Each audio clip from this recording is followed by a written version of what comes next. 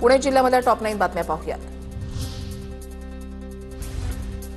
उपमुख्यमंत्री अजित पवारांकडून हिंजवडी मेट्रोची पाहणी। दादांनी आयटीएनच्या समस्या जाणून घेतल्या। रस्त्याशेजारी मेट्रोला पर्यायी जिना देण्याच्या अधिकाऱ्यांना सूचना।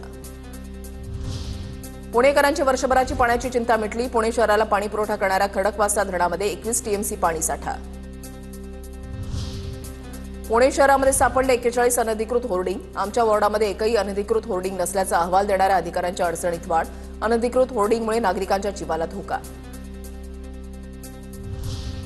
आषाढीमध्ये एसटीला 35 कोटी 87 लाखांचं उत्पन्न। लाल परीच्या माध्यमातून अनेक भाविकांनी पंढरी गाठली। गतवर्षीच्या तुलनेमध्ये एसटीला 7 कोटीने अधिक उत्पन्न। पुण्यामध्ये विनातिकीट प्रवास करणाऱ्या 2587 जणांवर कारवाई। पीएमपीकडून फुकट्या प्रवाशांच्या विरोधात जोरदार मोहीम सुरू। 2 महिन्यामध्ये 21,33,000 रुपयांचा दंड वसूल।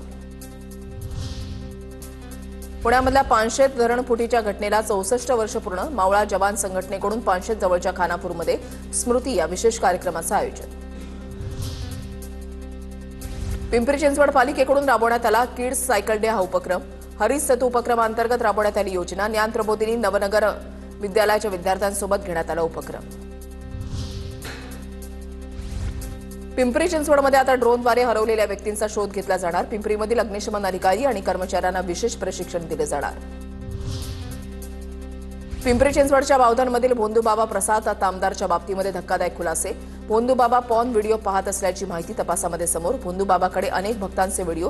प्रसाद तामदार सध्या येरवडा कारागृहात।